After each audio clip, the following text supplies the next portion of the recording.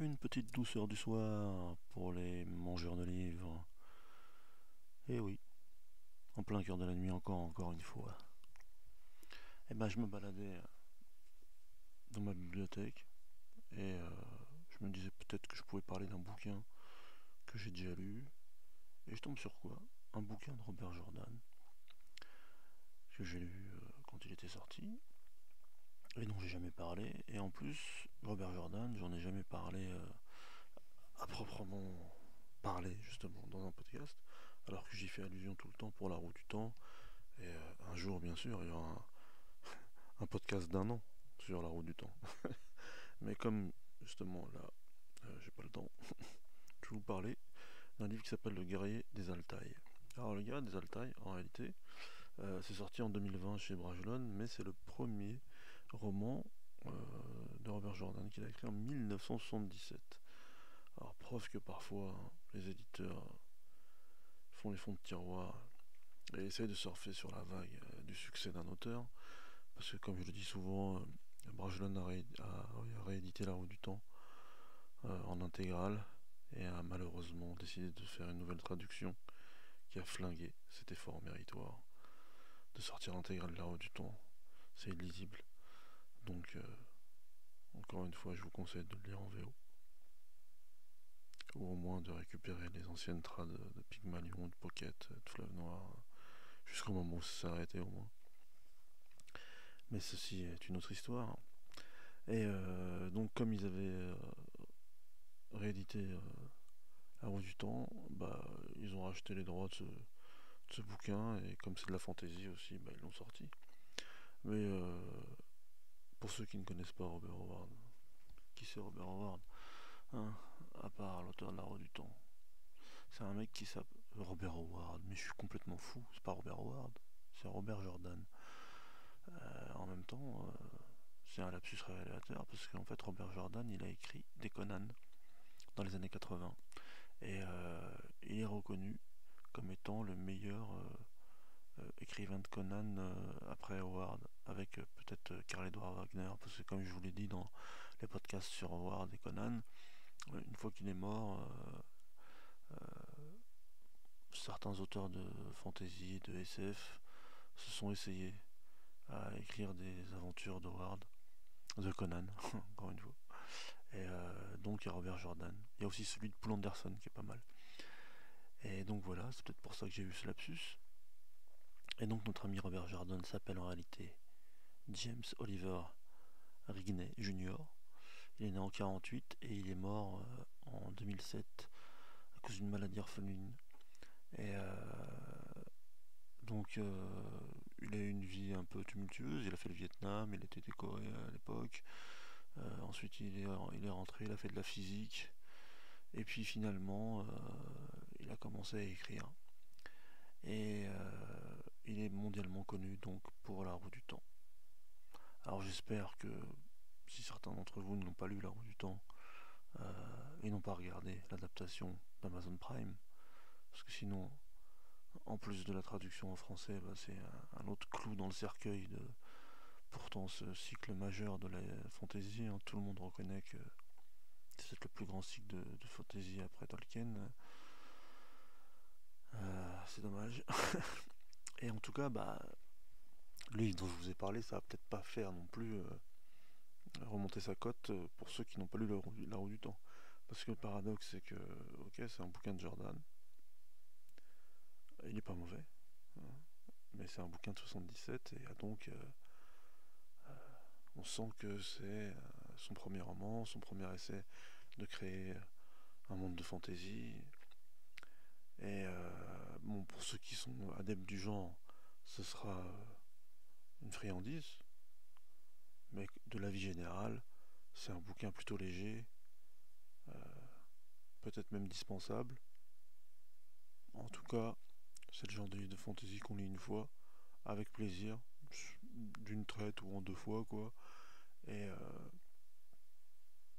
qui laisse un souvenir agréable, mais pas marquant. Alors pourquoi je vous en parle? Bah, parce que je l'ai trouvé dans ma bibliothèque en me disant que ce serait peut-être une porte d'entrée pour parler de Jordan. Et deuxièmement, bah, parce que il est pas mauvais non plus. Et puis quand on fait un podcast à 3 heures du mat, parfois c'est suffisant. Un petit bouquin juste cool. Alors c'est quoi le dernier, le guerrier des Altaï? Ce qui est marrant, c'est qu'on voit un peu ce qu'étaient les obsessions ou les passions de Jordan à l'époque, parce que c'est en même temps un roman qui se passe dans les steppes, un peu à la Gengis Khan, mais avec des noms du type Wulfgar par exemple, qui rappellent un peu les guerriers vikings. Et en fait, le héros de cette histoire s'appelle Wulfgar. Il est un des chefs des guerriers Altaï, justement, des guerriers de la steppe. Euh, il y a deux types de guerriers dans ce monde de la steppe. Là, il y a les Altaï et les Morasa. Et comme les Mongols à l'époque de Gengis Khan, ils sont nomades. Et il y a une espèce de grande ville au milieu des steppes qui s'appelle Lanta et qui est dirigée par deux reines.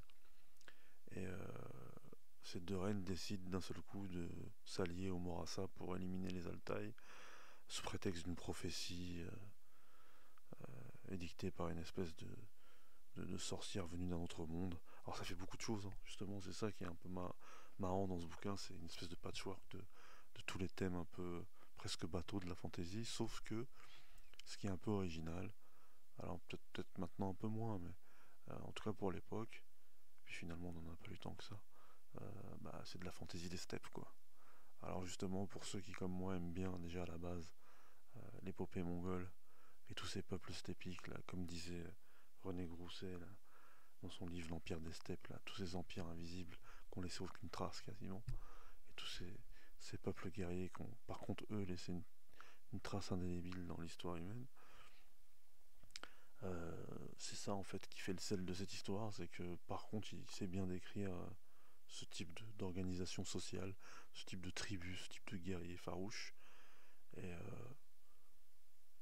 on se laisse emporter très facilement, malgré tout, par ce Wulfgar, hein, ce mongol au nom nordique.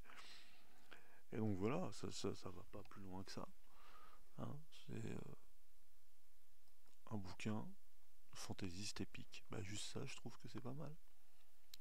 Et là, j'ai un petit peu farfouillé sur le net là pour voir s'il y avait des gens qui avaient eu des choses à dire sur ce livre. Et, ce qui est marrant, c'est qu'il y en a plein qui pensent que en réalité c'était une ébauche de la roue du temps. Il y en a qui trouvent même des similitudes avec la carte qui est au début, mais ça n'a rien à voir. Ça n'a rien à voir. Peut-être que il a recyclé une ou deux idées ensuite, hein, comme tous les auteurs. Mais bon, il y a quand même une sacrée période de temps entre ce livre et ensuite la conception de la roue du temps. Et ce qui est marrant, c'est que la plupart des commentaires, ça parle que de ça en fait, de sa proximité soi-disant, proximité avec la roue du temps. Et ça m'a fait rire. Donc, comme porte d'entrée dans le monde de Jordan, vu que de toute façon en France, à part la roue du temps et son préquel, Nouveau Printemps, on n'a que ça et un ou deux Conan justement. Donc, le truc que je peux vous dire, c'est que si vous n'avez pas envie de vous lancer tout de suite dans un cycle qui a 14 volumes, si vous lisez en intégrale ou en anglais, et sinon au moins le double en poche, euh, pour découvrir Howard, c'est pas mal, parce que il y a en germe dedans quand même ce qui fera de lui un très très grand écrivain de fantasy. Et comme je le dis, là c'est la fin des vacances, mais vous pouvez le lire en 2 jours. C'est typiquement un bouquin de vacances. Et c'était un prétexte pour faire un podcast en fait. Un podcast très court, de la nuit, histoire de ne pas me faire oublier dans les limbes de Podcastland, dans lesquels j'évolue allègrement depuis un an, ouais, un an et 2 mois, ou 3 mois. Donc voilà, c'était un petit biscuit de la nuit.